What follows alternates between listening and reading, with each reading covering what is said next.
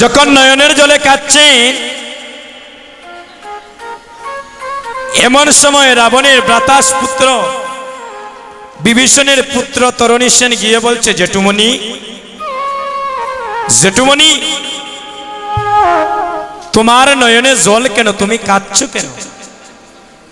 আস্তে আস্তে কথা বলবেন না বাবা। বলে আমি কাঁদছি, এই লঙ্কায় আমার 9 লক্ষ পুত্র ছিল, 1.25 লক্ষ নাতি, আর একে একে সব বিসর্জন দিলাম, এ সংসারে রইল না কেউ দেওয়ার মতো বাত্তি।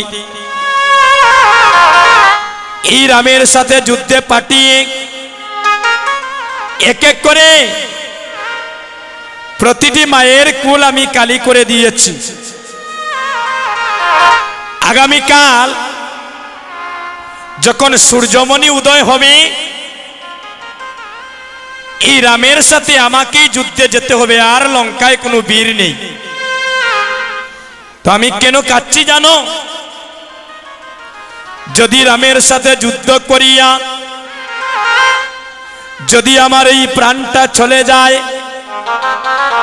তাহলে ওই লঙ্কায় আর বাতি জ্বালিয়ে দেওয়ার মতো আর কেউ থাকবে না। কথাগুলো একটু মন দিয়ে শুনেন মা। তরণী সেন বলছে, জেঠুমণি জেঠুমণি এখনো তো আমি বেঁচে রয়ে গিয়েছি, তুমি আমারে যুদ্ধের জন্য আহ্বান করো আর আমাকে আশীর্বাদ করো, আমি ওই রামকে বধ করিয়া যেন বীরের মতো আবার তোমার কুলে ফিরে আসতে পারি। রাবণ বলছে, তরুণী দেখ, আমার আপন ভাই, এক মায়ের মাতৃবাণ্ড থেকে আমরা ভূমিষ্ঠ হলাম। আমার আপন ভাই বিভীষণ সেই লঙ্কাপুরী ছেড়ে, ভাইকে ছেড়ে সে রামের চরণে শরণ নিয়েছে, আর তুমি তার সন্তান হয়ে আমার দুঃখের দুঃখী হয়ে আমার নয়নের জল দেখে তুমি বলছো যুদ্ধে যাবে। আমি তাতেই সন্তুষ্ট হয়ে গিয়েছি, আর তুমি যুদ্ধে যাওয়া লাগবে না।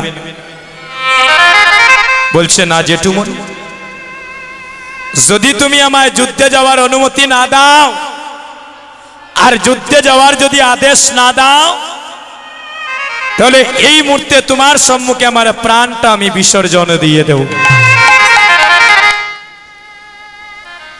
রাবণ মনে মনে ভাবলেন, আমি তো মহা বিপদে পড়ে গেলাম।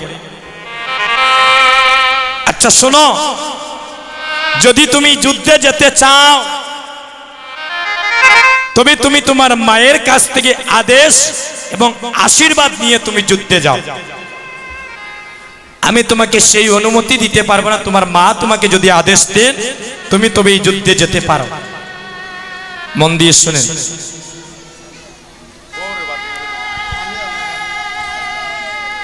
ভক্তগণ,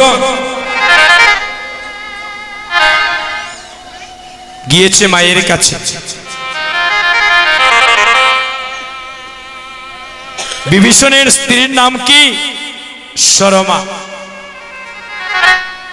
গিয়ে বলছে, মা মাগো, মা মা মা বলে যখন ডাকছে, সরমা বলছেন, আজ কেন এত সুন্দর করে আমার সন্তান আমাকে ডাকছে? ভক্তগণ, মাতৃমণ্ডলীগণ, এই যে মা, এই মা মধুর ডাক, যার ঘরে মা নাই, যারা এই মা ডাকটা এখন আর ডাকতে পারে না, তারা জানে সেই মাকে হারানোর জ্বালা। মাগো, এই জগতে দুইজন মানুষের ঋণ কোনোদিন শোধ করা যায় না। একজন হলেন গর্ভধারিণী মা,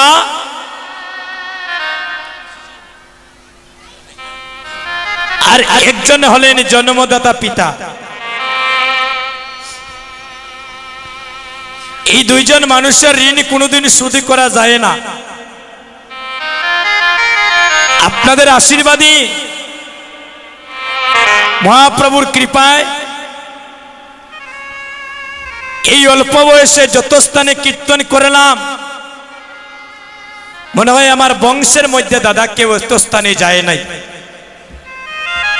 আমার বংশের মধ্যে কোনো কীর্তনীয়ও নাই, আর জানি না ভবিষ্যতে কোনো কীর্তনীয়ার জন্ম হবে কিনা। ভক্তগণ,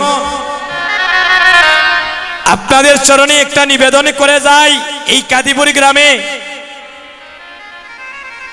আর জানি না আপনাদের সাথে কখন এই ভক্ত শোনে দেখা হবে।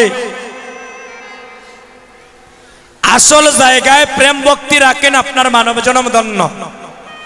ওই ভারতের তীর্থবৃত্ত আর ভ্রমণ করা লাগবে না, মূল জায়গায় যদি প্রেম ভক্তি থাকে। সর্বপ্রথম হচ্ছেন তোমার পিতামাতার যুগল চরণ। ওই জায়গায় যদি তোমার প্রেম ভক্তি থাকে, তাহলে ভগবানকে খুঁজে আনতে হবে না, ভগবান আপনার কাছে ছুটে আসবে। এখন মনে করে আপনার ঘরে গুরুদেব আসলেন, আপনার ঘরে কুলপুরোহিত ব্রাহ্মণ এবং আপনার জন্মদাতা পিতা, আগে কাকে প্রণাম করবেন? আগে কাকে প্রণাম করবেন? গুরুদেবকে, না বাবাকে, না ব্রাহ্মণ ঠাকুরকে? শাস্ত্রে বলছে সর্বপ্রথম তোমার জন্মদাতা পিতাকে প্রণাম করতে হবে। দেখেন মাতা পিতাকে ভগবান কোথায় রেখেছে। এই যে গোষ্ঠলীলা কীর্তনে একটি কথা বারবার এসেছে, যে কানাই বলছে যে তোমরা যতই কান্নাকাটি করো, আমার মায়ের আদেশ ছাড়া আমি তোদের সঙ্গে গোচারণে যেতে পারবো না। একটি কথা বারবারই আসে গোচারণে পদের মধ্যে। তাই ভগবান মাকে কোথায় রাখলেন, বাবাকে কোথায় রাখলেন? বলছেন সর্বপ্রথম তোমার পিতার চরণে প্রণাম করতে হবে। কারণ পিতা মাতা যদি তোমার জগতে না আনতে, তুমি দীক্ষা গুরু কেমন করে পেতে? দীক্ষা গুরু তো অনেক পরে, তোমার পিতা মাতা তোমার জগতে আনার পরে না তুমি সমস্ত কিছু পরবর্তীতে ধারাবাহিকভাবে পেলে। তাই এই কাদিপুরি গ্রামে যারা আমার যুবক বন্ধুরা দাঁড়িয়ে আছো, এই নব বৃন্দাবনে যারা আমার যুবক বন্ধুরা বসে আছো, আমারে যারা বোনের মতো বোনেরা বসে আছো, আজ আমি একটি কথা তোমাদের চরণে ভিক্ষা মেগে যাই।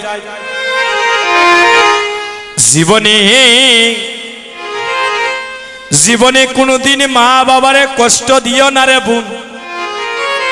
মা বাবার মনে যারা কষ্ট দেয়, যারা এই জগতে মা বাবারে কাঁদায়, তারা জীবনে ছত্র ছাড়া প্রতীকের মতো রাস্তায় রাস্তায় ঘুরে বেড়ায়। আজ 12 বছর হয়ে গেল বাংলাদেশের বিভিন্ন প্রান্তে কীর্তন করি। আমি এমন কত বাগা সন্তান মা, ঘরে গিয়ে আর মা বলে ডাকতে পারি না। এই জগতে যার মা নাই সে জানে মা হারানোর জ্বালা। এই জগতে যার পিতা নাই সে জানে পিতা হারানোর জ্বালা। তাই আজ কি করছেন? সরমায়ের কাছে গিয়ে যখন তরুণী বলছে মাগো সাজাইয়া দাও, সরমা বলছেন তরুণী নে, আমি যে তোকে রামের সাথে যুদ্ধে পাঠিয়ে দেব, যদি রামের সাথে যুদ্ধ করে তোর প্রাণটা চলে যায়, এই অভাগিনীকে যে ঘরে এসে মা বলে ডাকার কেউ থাকবে না। বলছে মা, মাগো তুমি যদি আমাকে রামের সাথে যুদ্ধে যেতে না দাও, আমি যে রাক্ষস কুলে জন্ম নিয়েছি আমরা উদ্ধার হব কেমন করে? মা 5টা সন্তান জন্ম দিয়ে গর্ববোধ করবেন না। আমার 5টা সন্তান আছে, 5 সন্তানের বাবা হয়েও গর্ববোধ করবেন না যে আমার 5টা সন্তান আছে। ওই সন্তান যদি মানুষের মতো মানুষ না হয়, এই জগতে এমন সন্তান আছে, এই জগতে এমন সন্তান আছে, তারে গর্ভধারিণী মাকে লাথি মেরে ঘর থেকে বাহির করে দে। কিন্তু কোনো মা তার সন্তানকে কুআশীর্বাদ দেয় না গো। গোবিন্দের কাছে কেঁদে কেঁদে বলে, গৌরী হরি, আমার সন্তানটা বুঝে নাই আমাকে আঘাত করেছি, কিন্তু আমার সন্তানকে তুমি ব্যথা কষ্ট দিও না, সে যেন সবে সময় তোমার চরণে থাকতে পারে। সে হলো আমার গর্ভধারিণী মা। যে পিতা নিজের জীবনটা সন্তানের জন্য শেষ করে দেয়, সেই মা বাবাকে কোনোদিনই কষ্ট দিও না রে ভাই। এই জগতে মায়ের মতো, আরে মায়ের মতো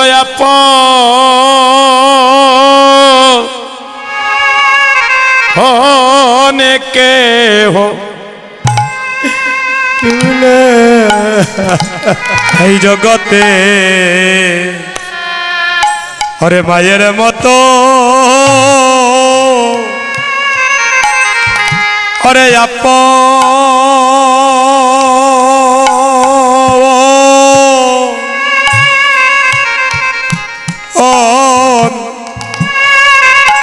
আপন কে বনাবা। তরণীরে মাবিনে বেদন কেউ যা